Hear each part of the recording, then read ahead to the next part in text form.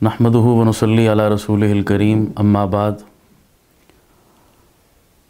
अऊज़ु बिल्लाहि मिनश शैतानिर रजीम बिस्मिल्लाहिर रहमानिर रहीम या अय्युहल्लज़ीना आमनु उद्खुलू फिस्सिल्मि काफ़्फ़ा वला तत्तबिउ खुतुवातिश शैतान इन्नहु लकुम अदुव्वुम मुबीन सदक़ल्लाहुल अज़ीम।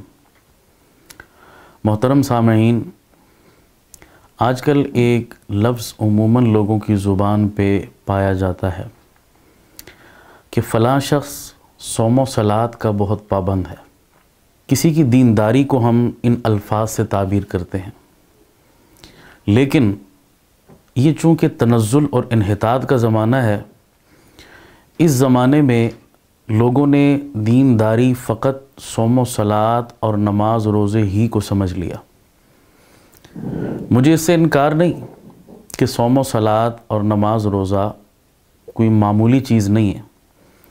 अपनी जगह बहुत अहमियत की हामिल इबादत में ये शामिल हैं दोनों चीज़ें। लेकिन क्या सिर्फ़ दीन नमाज और रोज़े ही का नाम है, या हमारी निजात का मयार और मदार फ़कत नमाज रोज़े पर ही है? अगर यही बात मान ली जाए तो फिर अल्लाह ताला के इस फरमान का क्या मतलब हुआ, या अय्युहल्लज़ीना आमनु उद्खुलू फिस्सिल्मि काफ़्फ़ा, ऐ ईमान वालो पूरे के पूरे इस्लाम में दाखिल हो जाओ। तो पूरे इस्लाम में नमाज रोज़ा तो है, मगर पूरा इस्लाम नमाज रोज़े ही में नहीं।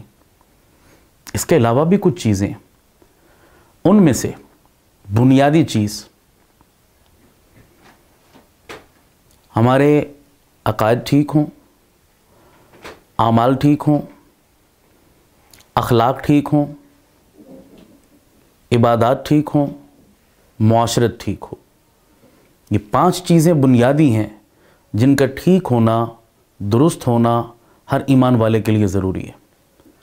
लेकिन पहली 4 से क़तई नज़र मैं एक 5वीं चीज़ यानी इस्लामी मुआशरत, इसकी तरफ तवज्जो दिलाना चाहूँगा।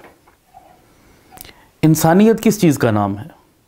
अपने आप के लिए जीना, अपनी ज़ात के लिए जीना, और अपने तमाम तर मामलात का महवर और मरकज़ अपनी ज़ात ही को बना कर रखना, फ़कत इस चीज़ का नाम इंसानियत नहीं है। दूसरों के लिए जीना, दूसरों को नफ़ा पहुँचाना, दूसरों को ईज़ा और तकलीफ़ से बचाना, इसका नाम इंसानियत है। याद रखिए, एक हदीस पाक का मफ़हूम है, अल्लाह के नबी सल्लल्लाहु अलैहि वसल्लम को एक औरत के बारे में बताया गया कि फ़लाँ ख़ातून नमाज की पाबंदी करती है, रोज़े बड़े एहतिमाम से रखती है और तहज्जुद गुज़ार है और अल्लाह अल्लाह करती है, मगर उसके शर और ईज़ा से उसके पड़ोसी महफूज नहीं। तो अल्लाह के नबी ने फरमाया वो जहन्नमी है। इससे पता चला फ़कत नमाज रोज़े ही पर निजात मौकूफ़ नहीं। अगर हमारे शर और हमारे फितने से हमारे पड़ोसी, हमारे अहले मोहल्ला, हमारे ख़ानदान, हमारी सोसाइटी के लोग अगर महफूज नहीं, इस्लाम में ये चीज़ बड़ी अहमियत की हामिल है।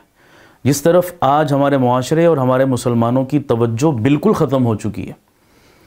आम तौर पर एक उमूमी बात कर रहा हूँ कि हमारे लोग नमाज़ों का एहतिमाम कर लेंगे, तस्बीहात का एहतिमाम कर लेंगे और जो है वो ज़िक्र व अज़कार का एहतिमाम कर लेंगे, लेकिन मखलूक खुदा को अपनी ईज़ा से बचाने का एहतिमाम नहीं करते बिल्कुल, और वो कबायर का इर्तिकाब कर रहे होते हैं इस फ़ेल को सरअंजाम देकर।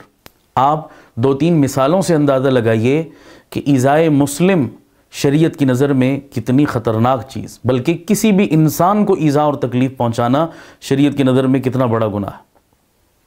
मैं एक मिसाल देता हूँ। मिसाल के तौर पर आप देखिए कि हजर अस्वद को मामूली पत्थर नहीं है, जन्नत से आया हुआ पत्थर है। और उलमा ने लिखा कि जो शख्स हजर अस्वद का बोसा लेता है वो ऐसा है गोया कि अल्लाह ताला से मुसाफ़ा कर रहा है। और बाज़ रिवायात में आता है कि जो शख्स हजर अस्वद का बोसा लेता है तो हजर अस्वद उसके अंदर के गुनाहों की मैल कुचैल को अपने अंदर चूस लेता है, जज़ब कर लेता है, वो पाक साफ़ हो जाता है। हर हाजी और उम्रा करने वाले की ख्वाहिश होती है कि मुझे हजर अस्वद का बोसा मिल जाए, लेकिन उलमा और फ़ुक़हा ने मसला लिखा कि अगर आप हजर अस्वद का बोसा लेना चाहते हैं तो वहाँ अगर रश नहीं है, भीड़ नहीं है, آسانی سے آپ بوسہ لے سکتے ہیں تو لے لیجئے، بہت اچھی بات، لیکن اگر رش اور بھیڑ ہے اور دھکم پیل کی نوبت آتی ہے تو پھر آپ کے لیے جائز نہیں ہے بوسہ لینا، دور سے استلام کر لیجئے، بس اتنا کافی ہے۔ کیوں؟ حجر اسود کا بوسہ لینا فرض نہیں، واجب نہیں، لازم نہیں، ضروری نہیں، مگر مسلمان کو تکلیف سے بچانا فرض ہے، لازم ہے، اور ایذاء مسلم حرام ہے۔ یہ کون سا مذہب آپ کو اجازت دیتا ہے کہ آپ ایک جو ہے وہ مباح یا سنت کام کرنے کی خاطر آپ جو ہے وہ مسلمان کو ایذا پہنچائیں اور تکلیف پہنچائیں، لیکن لوگ اس کا خیال نہیں کرتے۔ بیت اللہ میں حرم شریف کے اندر حج اور عمرے جیسی ایک مبارک عبادت کرتے ہوئے بھی ایذاء مسلم کی پرواہ نہیں کر رہے، اور ان کو اپنے اس سے غرض ہے کہ ہم حجر اسود کو بوسہ دے لیں، چاہے کسی کو دھکا دینا پڑے، گرانا پڑے، تکلیف دینی پڑے۔ بتائیے اس عبادت پر ثواب مل رہا ہے یا گناہ کما رہے ہیں؟ اسی طرح ایک اور مثال میں عرض کرتا ہوں کہ فرض نماز جماعت کے ساتھ مرد کے لیے پڑھنا کتنا اہم اور ضروری ہے۔ اس کا اندازہ آپ نبی پاک صلی اللہ علیہ وسلم کے اس فرمان سے لگائیے کہ اللہ کے نبی صلی اللہ علیہ وسلم کی حدیث کا مفہوم ہے کہ حضور نے فرمایا میرا جی چاہتا ہے نماز با جماعت کھڑی ہو جائے، جب اقامت ہو جائے میں اپنی جگہ مصلی پر کسی کو امامت کے لیے کھڑا کروں، پھر میں باہر نکل جاؤں اور میں لوگوں کے گھروں میں جا کر چیک کروں کہ کون کون لوگ ہیں جو بغیر کسی عذر کے اذان سننے کے باوجود گھروں میں بیٹھے ہوئے اور جماعت کے ساتھ نماز کے لیے نہیں آئے۔ میرا دل چاہتا ہے کہ میں ایسے لوگوں کے گھروں کو آگ لگا دوں۔ اب آپ اندازہ لگائیے کہ اللہ کے نبی کی نظر میں باجماعت نماز ادا کرنا مردوں کے لیے کتنا ضروری۔ اللہ کے نبی نے فرمایا پھر مجھے خیال آتا ہے بچوں کا، بوڑھوں کا، عورتوں کا، اس وجہ سے میں رک جاتا ہوں۔ تو مرد کے لیے کتنا اہم اور ضروری ہے مسجد میں باجماعت جا کر نماز پڑھنا، اور کتنا ثواب کا کام ہے۔ اکیلی نماز پڑھی ایک نماز کا ثواب، اور باجماعت مسجد میں نماز پڑھی تو 27 نمازوں کا ثواب ملا۔ لیکن اس کے باوجود علماء نے مسئلہ لکھا، اگر کسی شخص کو ایسی تکلیف اور بیماری لاحق ہو گئی کہ اس بیماری سے دیگر لوگ نفرت کرتے ہیں اور انہیں گھن آتی ہے اور انہیں تکلیف پہنچتی ہے، تو ایسے مرد یا ایسے شخص پر مسجد میں باجماعت نماز پڑھنا ضروری نہیں ہے، وہ گھر میں اکیلے پڑھ لے۔ ادروائز کتنی تاکید ہے باجماعت نماز کی، لیکن ایسے شخص کے لیے کہا کہ تم گھر میں اکیلے نماز پڑھ لو۔ کیوں؟ مسجد میں جاؤ گے تکلیف پہنچے گی، لوگوں کو ایذا پہنچے گی، اور ایذاء مسلم حرام ہے، لہذا اس سے بچانے کے لیے شریعت کا اصول بدل دیا گیا اور کہا کہ آپ اکیلے گھر میں نماز پڑھیں۔ ایک تیسری مثال عرض کرتا ہوں کہ قرآن مجید کی تلاوت کتنا بڑا اجر و ثواب اور فضیلت کا کام ہے، بلکہ بعض احادیث میں آتا ہے سب سے افضل ذکر ہے ہی قرآن مجید کی تلاوت، اور پھر تلاوت میں بھی افضل یہ ہے کہ آدمی اونچی آواز سے پڑھے، اگر کوئی عذر نہ ہو اونچی آواز سے پڑھے، اور ہر بندے کا جی چاہتا ہے میں اونچی تلاوت کروں، لطف آتا ہے ایک بندے کو، مزہ آتا ہے، سرور آتا ہے، اونچی آواز سے تلاوت اب کتنی بڑی فضیلت والی بات ہے۔ لیکن اگر آپ کے پہلو میں کوئی بندہ آرام کر رہا ہے، سو رہا ہے، اب اونچی تلاوت حرام ہے اور ناجائز ہے آپ کے لیے۔ اس تلاوت پر آپ کو ثواب نہیں الٹا گناہگار ہوں گے اگر آپ کسی مسلمان کو تکلیف پہنچا رہے ہیں ساتھ۔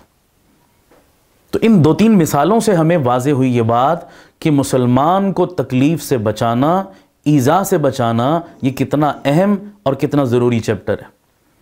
ایک چوتھی دلیل سنیے آپ، جناب نبی کریم صلی اللہ علیہ وسلم، ان کی تعلیمات ہمارے لیے کیسی زبردست مشعل راہ ہیں۔ بخاری شریف کی روایت، اماں عائشہ فرماتی ہیں کہ اللہ کے نبی میرے پہلو میں آرام فرما رہے ہوتے، لیکن رات کو تہجد کے لیے جب اٹھتے تو بالکل محسوس نہیں ہونے دیتے تھے۔ حدیث کے الفاظ ہیں فقام رویدن، بہت آہستگی سے اٹھتے۔ اللہ کے نبی کو یہ احساس ہوتا تھا کہ کہیں میرے اٹھنے سے، میرے کھٹکے سے میری عائشہ کی نیند خراب نہ ہو جائے۔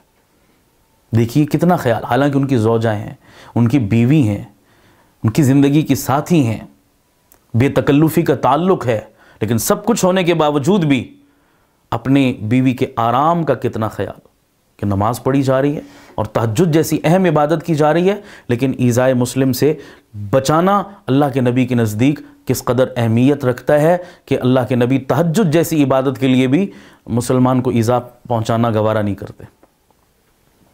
ایک اور دلیل سنیے، امیر المؤمنین خلیفہ ثانی سیدنا فاروق اعظم رضی اللہ تعالی عنہ، ان کے دور خلافت میں ایک صحابی قدرتاً ان کی آواز اونچی تھی، بلند آواز تھے، اور انہیں واز کہنے کا بھی بہت شوق تھا. یہ بہت قابل توجہ بات ہے. بیان کرنے کا شوق تھا تو اکثر مسجد نبوی میں تشریف لے آتے اور جو نمازی اور صحابہ کرام ہوتے انہیں اکٹھا کرتے اور واز کہنا شروع کر دیتے. اور اتفاق یہ کہ آواز بھی بلند تھی. پہلو میں اماں عائشہ کا گھر، اور اماں جی ایک دن آرام فرما رہی ہیں، اب انہوں نے اونچی آواز سے واز کہنا شروع کر دیا. اماں جی کے آرام میں خلل آیا تو اماں عائشہ نے حضرت عمر رضی اللہ تعالیٰ عنہ کو پیغام بھجوایا کہ آپ انہیں منع فرمائیے اور منع کروائیے کہ میرے آرام میں خلل پڑتا ہے، یہ آہستہ آواز سے واز کہا کریں، اونچی آواز سے نہ کہا کریں. حضرت عمر نے پیغام بھجوایا اور ان صاحب کو منع کروایا کہ آپ نے اگر واز کہنا ہے تو بہت آہستہ آواز سے، اماں جی کے آرام میں خلل نہ پڑے. انہوں نے کچھ دن تک تو اس پر عمل کیا، آہستہ آواز سے واز کہا، لیکن کچھ دن کے بعد پھر شاید بھول گیا انہیں، اور آواز بھی قدرتاً اونچی تھی، پھر اونچی آواز سے یوں ہی شروع کر دیا. پھر اتفاق سے اماں جی کے آرام میں خلل واقع ہوا اور اماں جی نے پھر حضرت عمر رضی اللہ تعالیٰ عنہ کو پیغام بھجوایا کہ آپ انہیں منع کروائیے. تو حضرت عمر طبعاً جلال اور غصے والے تھے، اور پھر اماں جی کے بے آرامی تو ان کے لیے اور زیادہ جو ہے وہ غصے کا سبب بنی یہ چیز. تو حضرت عمر رضی اللہ تعالیٰ نے ہاتھ میں چھڑی اور لاٹھی پکڑی ہوئی فوراً آئے اور ان صحابی سے فرمانے لگے کہ بھائی آپ کو میں نے پہلے بھی منع کیا، اور اب دوبارہ اماں جی کی شکایت آئی کہ آپ پھر اونچی آواز سے واز کہہ رہے ہیں اور ان کے آرام میں خلل پڑ رہا ہے. یاد رکھیے اگر تیسری مرتبہ آپ نے ایسا فعل کیا تو عمر اپنی لاٹھی آپ کے وجود پر توڑ دے گا. اتنے سخت الفاظ میں حضرت عمر رضی اللہ تعالیٰ عنہ نے تنبیہ فرمائی. تو شریعت کو یہ شریعت کا مزاج نہیں ہے کسی کو تکلیف پہنچانا، چاہے وہ ہاتھ سے ہو، چاہے وہ پاؤں سے ہو، چاہے وہ زبان سے ہو، کسی بھی ذریعے سے ہو. اور آج ہم دیکھیں کہ لاؤڈ اسپیکر ہمارے ہاں کس قدر فل آواز سے چلتے ہیں. چلیے میں گانے باجے کی بات تو نہیں، وہ تو ہے ہی ایک غلط فعل ہے شریعت کی نظر سے، چاہے آہستہ آواز سے ہو چاہے اونچی آواز سے ہو، لیکن اونچی آواز میں ڈبل گناہ ہے، ایک گانے کا اور دوسرا دوسروں کو تکلیف پہنچانے کا. لیکن المیہ یہ ہے کہ ہماری مساجد میں بھی، ہمارے دینی پروگراموں میں بھی فل آواز سے مائک اور سپیکر آن ہوتے ہیں، اور ہم لوگ خیال نہیں کرتے کہ ہم اپنا واز کہہ رہے ہیں، نعت خوانی کر رہے ہیں اور تلاوت کر رہے ہیں اور آواز فل کھولی ہوئی ہم نے. اب محلے میں کتنے لوگ ہوں گے جو آرام کر رہے ہیں، اور جناب کوئی اپنا پڑھائی کر رہا ہے، کوئی امتحان کی تیاری کر رہا ہے، اور کوئی مریض ہے. کتنے لوگ ہیں ایسے، اور ہمیں احساس تک نہیں ہوتا. بالکل جہاں ہمارا جی چاہتا ہے ہم گلی بند کر کے اور وہاں جلسہ کرنا شروع کر دیتے ہیں. مین چوک چوراہوں کو بند کر کے نبی کی سیرت کے نام پر اور دین کے نام پر جلسے اور واز کرنا، یہ تو ہماری روٹین کا حصہ ہے، معمول بنا ہوا ہے. جہاں دل چاہا جلسہ کر لیا، جہاں دل چاہا جلوس نکال لیا، چاہے روڈ بلاک ہو، گلی بند ہو، مریضوں کو تکلیف ہو، لوگ بیچارے جو ہے وہ ذلیل و رسوا ہوتے پھریں، اور کتنا سارے محلے اور علاقے کا نظام ڈسٹرب ہو جائے، ہمیں اس سے کوئی غرض نہیں ہے. بتائیے ہمارے ایسے واز کہنے اور جلسہ کرنے سے کیا اللہ کے نبی خوش ہو رہے ہیں، یا ہم الٹا گناہ کما رہے ہیں؟ یہ تو نیکی برباد اور گناہ لازم والی بات ہوئی. اس لیے ہمیں ایسے چھوٹے چھوٹے امور میں خیال کرنا چاہیے اور احساس کرنا چاہیے کہ ہمارے قول، فعل اور عمل کسی بھی چیز سے دوسرے مسلمان کو تکلیف نہ پہنچے. یہ ہے اصل مسلمانی اور یہ ہے اصل انسانیت. اللہ تعالی ہمیں صحیح معنوں میں اچھا مسلمان بن کر اچھے کردار کا حامل ایک انسان کہلانے کی توفیق عطا فرمائے. وآخر دعوانا ان الحمدللہ رب العالمین.